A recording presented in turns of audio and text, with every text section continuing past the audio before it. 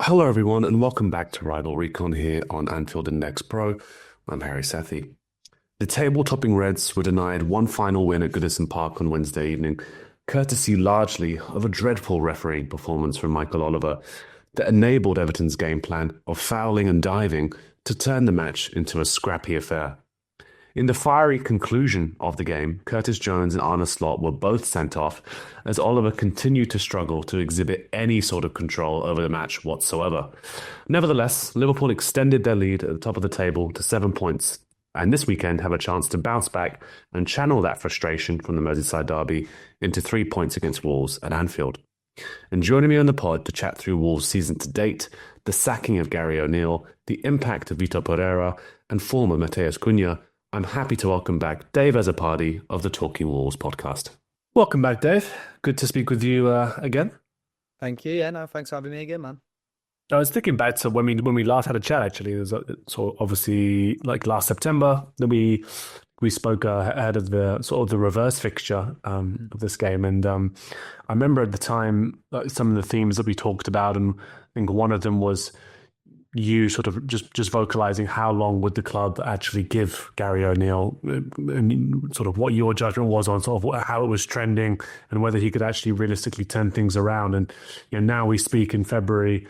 I think he was 3 months on from that conversation. He was sacked, and Vítor Pereira came in as head coach. And I guess I want to start with that Gary O'Neill sacking and your thoughts on it in terms of the timing of when it finally did happen, and whether, in your opinion, the writing was on the wall from earlier than that.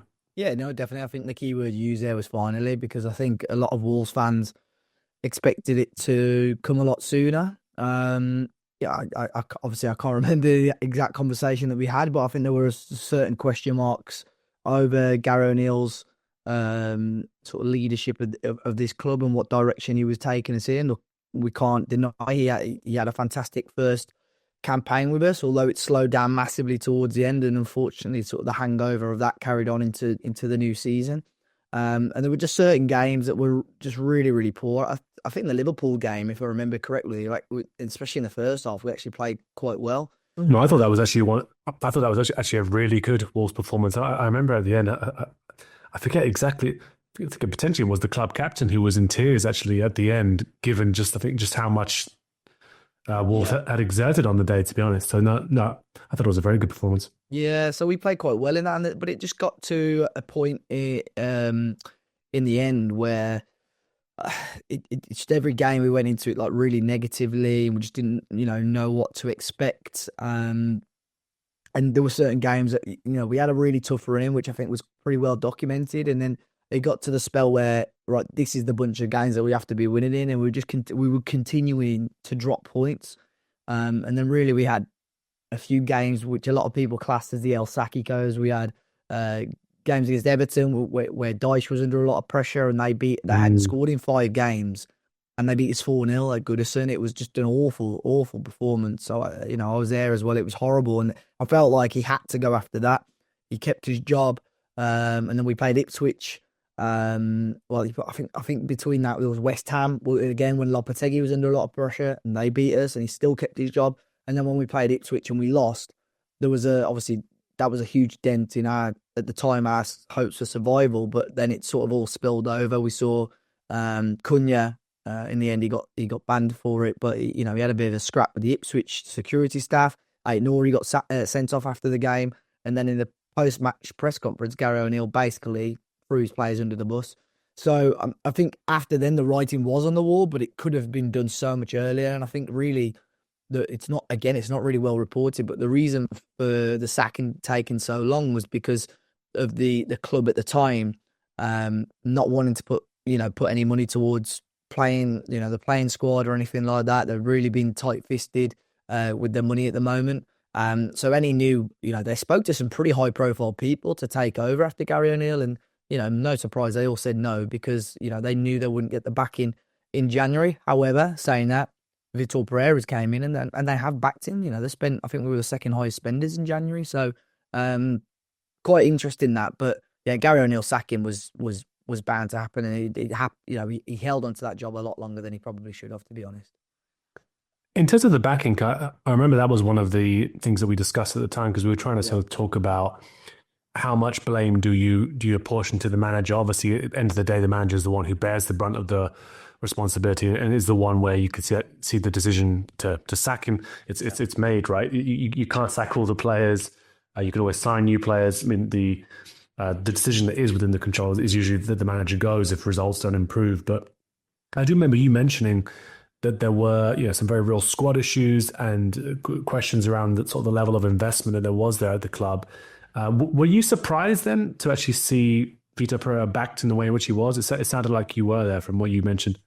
Not necessarily surprised because I think there was always whenever you bring a new manager in, ultimately I feel you have to back them in. You have to, yeah. So Emmanuel Agbadou came in early on in January, and that was like a must for Wolves. It was a centre back, and they got him in from France. But then there was still like question marks over how good the defence was because he came in and we were still leaking a lot of goals. And then Vítor Pereira, he was extremely honest, which I do like. Whether it'll come back to bite him in the future, we'll see. But he's extremely honest, and he made it pretty clear that he wanted another defender and he wanted a really physical midfielder. So it almost put the ball back in the sort of sporting director and the ownership's court and said, look, this is what he wants. And ultimately, if you get to the end of January and those two players aren't there, then all of a sudden the pressure's off Vítor Pereira a little bit and it goes towards the guys at the top. But to be fair, they backed him with that. They signed another centre-back and they signed another, sort of a physical midfielder, exactly what he asked for. So ultimately, they can't say, look, they've not let him down as such. What he's wanted, he's got. So I think ultimately, whoever came in, they would have backed. But I just think it was a weird transfer window as a whole. I think we've done okay out of it. Yes, we've spent a little bit of money, but ultimately we had to. I think Wolves would probably rather spend 30, 40 million. And then when you consider we've kept Cunha as well and got him on a new contract, I think that's a big bonus as well. But yeah, I think it was a productive window for Wolves, definitely. No, I think certainly sort of the day that which we're talking, actually, there was news that I'm not expecting much sympathy from yourselves, but there was news that obviously I think it was Kai Havertz for Arsenal is out for the season after having torn his hamstring in some sort of like training drill in Dubai, the fabled Dubai training camp. But I remember, of course, so much focus on and sort of rumors around Cunha, whether Arsenal would move for him or sort of make their intentions known. And I think you're right in terms of just the signings that were made in January, but keeping hold of somebody like him who can be so influential for the side and extending him, even if it's only just who knows in the future, actually like ensure the club get as much money as possible if he should go in the future, or for example he fulfills that contract. I think that was one of the key moments of the window for you. But I want to talk about Vítor Pereira because I think Gary O'Neill, once he did get the sack, and you sort of thinking about what kind of boss or manager would be pursued. Naturally, he comes from the Saudi Pro League where he's managing Al Shabab. Has obviously had success previously in Portugal and has won titles beforehand. But I want to understand I thought the length of the contract was interesting, right? It's an 18-month deal for Vítor Pereira, which probably suggests that both parties are sort of going to assess how things go before sort of maybe committing for the longer term. Maybe I'm wrong on that, but were you happy with that approach in terms of sort of like how the club has chosen to go about this, and also in terms of the actual not even caliber, but the profile of manager? What do you think? What was the reaction to that appointment? It was fairly mixed, but I think Wolves fans sort of understood the situation that we were in. We were under, we are currently under an ownership that don't tend to want to heavily invest, and under the current circumstances, you sort of, and especially the position Wolves were in, we were in the bottom three at the time. All of a sudden, your choice of managers is a lot slimmer. So, Vítor Pereira was an interesting one. It was obviously a massive indication that we were once again leaning on Jorge Mendes, who we haven't heavily done for the last couple of years or so. And then when you look at his CV, like you mentioned there, he's managing in Saudi with Al Shabab, but other than that, his average time at a club was, he was like a real journeyman almost. But he has had success, although you have to go back almost sort of 10 years. He had success in Portugal with Porto, Turkey, he had success as well. So it was an interesting one. I think it was a real mix because fans read into him the sort of pretty defensively solid. Like I said earlier, very honest in these interviews, which I think a few of those Wolves players needed a few home truths.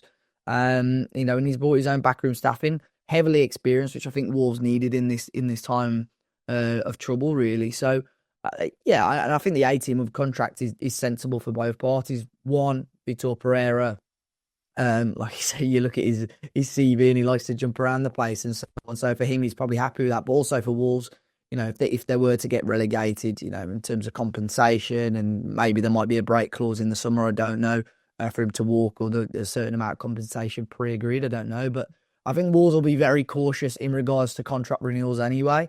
I have no doubt if we get to the summer and Vítor keeps us up, he'll get given a decision to make, and they might extend that by another year or so. But I don't think what they won't do is what they did with Gary O'Neill, where had a really bad spell, like I said earlier, at the end of the season, and last summer they gave him a 4-year deal, and then ultimately, sort of 3 or 4 months into that 4-year deal, you've got a decision to make, and the compensation to pay him off would have been a hell of a lot more than previously planned. So I think. All right, the Reds, it's Jack here, and that was a clip from one of Anfield Index's audio podcasts.